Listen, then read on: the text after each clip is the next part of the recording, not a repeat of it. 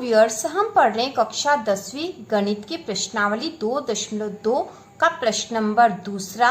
प्रश्न दे रखा है, एक द्विघात बहुपद ज्ञात कीजिए जिसके शून्यकों के योग तथा गुणनफल क्रमशः दी गई संख्याएं हैं। और यहाँ पर पहला दे रखा है 1/4 और ऋण 1। तो यहाँ पे हमें शून्यकों के योग और गुणनफल दे रखे हैं और बहुपद ज्ञात करना है। तो इसको हम हल करेंगे इसके पहले प्रश्न को। तो हमें पता है, ठीक है, यदि कोई सा बहुपद दे रखा है, ठीक है, बहुपद हमें निकालना है। तो बहुपद किस रूप में होता है? बहुपद होता है ax2 धन bx धन c। इस रूप में हमें बहुपद बनाना है और बहुपद तो हमें ज्ञात करना है इसमें। और हमें क्या दे रखा है? शून्यकों का योग तथा गुणनफल। तो हमें दे रखा है, यहाँ पर दिया है शून्यकों का योग। तो शून्यकों का योग तथा गुणनफल क्रमशः दे रखा है। मतलब सबसे पहले जो दे रखा है वह शून्यकों का योग है। तो शून्यकों का योग है 1/4। इसके बाद है शून्यकों का गुणनफल। तो शून्यकों का गुणनफल दे रखा है ऋण 1। शून्यकों का गुणनफल दे रखा हमें ऋण 1। तो हमने यहाँ लिख दिया है जो हमें दे रखा। तो हमें यह इनका जो सूत्र होता है वह पता है कि शून्यकों का योग बराबर क्या होता है। तो हम लिख देंगे शून्यकों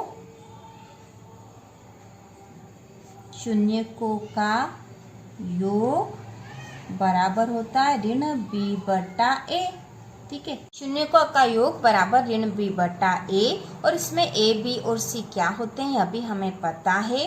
तो यहाँ पे ऋण b/a यदि हम निकाल लेंगे और गुणनफल से हम c भी निकाल लेंगे तो हमें a, b और c पता हो जाएगी। तो हम बहुपद आसानी से निकाल लेंगे।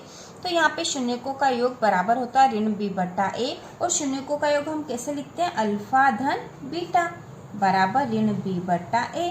तो अल्फा धन बीटा हमें दे रखा सीधा। यदि ये नहीं लिखते हैं तो भी कोई फर्क नहीं पड़ेगा, हमें तो सीधा शून्यकों का योग लिखना है। तो शून्यकों का योग है 1/4।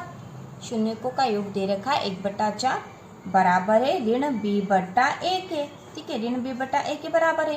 तो अब ऋण b के सामने जो संख्या है वह इसका मान हो जाएगा और a के सामने जो संख्या हो इसका मान हो जाएगा।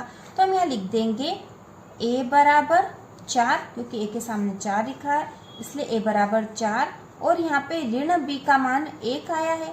ठीक है, ऋण b का मान 1 है। तो हमें तो b का मान चाहिए, तो हम लिख देंगे b बराबर क्या हो जाएगा? ये ऋण इधर चला जाएगा तो ऋण का 1 हो जाएगा। तो a बराबर 4 हो गया और b बराबर हो गया ऋण 1। अब हम अगला करेंगे, क्योंकि अभी तो हमें c का मान भी निकालना और c का मान निकालेंगे तो ही हम बहुपद बना पाएंगे। तो अब हम लिखते हैं शून्यकों का गुणनफल। शून्यकों का गुणनफल बराबर होता c/a के। अब यहाँ शून्यकों का गुणनफल कितना दे रखा हमें? शून्यकों का गुणनफल दे रखा ऋण 1। ठीक है, शून्यकों का गुणनफल दे रखा ऋण 1। तो हम यहाँ लिख देंगे ऋण 1 बराबर c/a के। ऋण 1 बराबर हो गया c/a के। लेकिन हमने इसके पहले यहाँ पे a बराबर तो 4 निकाल लिया था। ठीक है, a बराबर हमारे पास क्या मान आ गया था? 4। तो यहाँ पे भी इसके यहाँ पे बट्टे में कुछ नहीं, मतलब बट्टे में 4 होना चाहिए, तो a का मान 4 आएगा। तो हमें ऐसा कुछ करना है कि यहाँ बट्टे में 4 आ जाए। यहाँ पे लिखेंगे हमें पता है कि a बराबर 4 है। ठीक है, क्योंकि हमने अभी निकाला था a बराबर 4 है, इसलिए तो यहाँ पे हम क्या करेंगे? ऋण 1 बराबर c/a है, तो ऋण 1 गुना 4/4 कर देंगे बराबर c/a कर देंगे। और ऐसा हमने क्यों करा? ऐसा इसलिए करा कि a का जो मान है वह 4 आ जाए। तो यहाँ पे देखो a के सामने 4 आ गया है। तो अब इसका गुणा कर देंगे, तो 4 का 1 में गुणा करेंगे तो ये ऋण का 4/4 है ही सही बराबर c/a। तो अब इससे c का मान भी आ गया और a का मान तो 4 था ही सही। अब हमारे पास a, b और c तीनों के ही मान आ गए हैं। a बराबर है 4, ठीक है, a बराबर 4 है, b बराबर ऋण 1 है और c का मान भी हमने यहाँ से निकाल लिया, ऋण का 4 आया है। तो अब हम इसको लिख के फिर बहुपद बना लेंगे। ए बी और सी के मान आ गए हैं और हमें बहुपद का जो फार्मूला है वो क्या होता है, वो होता है ए एक्स की घात 2 धन बी एक्स धन सी। इस रूप में बहुपद होता है और इसमें हमें ये मान रखने हैं। तो ए के स्थान पर 4 रख देंगे, बी के स्थान पर -1 और सी के स्थान पर -4। तो यहाँ पर रख देंगे बराबर ए के स्थान पर 4, तो 4x की घात 2 धन बी के स्थान पर आ जाएगा -1x, फिर धन सी के स्थान पर है ऋण 4।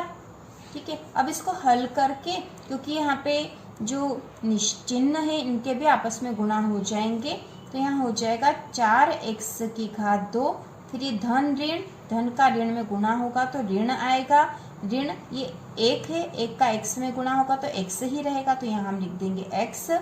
इसके बाद है धन, धन का ऋण में गुणा होगा तो ऋण हो जाएगा, धन ऋण ऋण, और ये हो गया 4। तो हमारा बहुपद आ गया है, हमारा बहुपद आया है 4x की घात 2 ऋण x ऋण 4।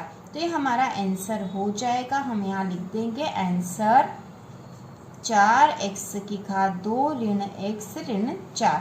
तो इस प्रकार से हम बहुपद बना लेंगे। हमें a, b और c के मान निकालने हैं और a, b और c के मान निकालकर हम बहुपद का जो फार्मूला उसमें रख देंगे तो हमारा बहुपद बन जाएगा आसानी से। तो इसी प्रकार के और वीडियो देखने के लिए कक्षा 9वीं और 10वीं की संपूर्ण तैयारी के लिए चैनल को सब्सक्राइब कीजिए।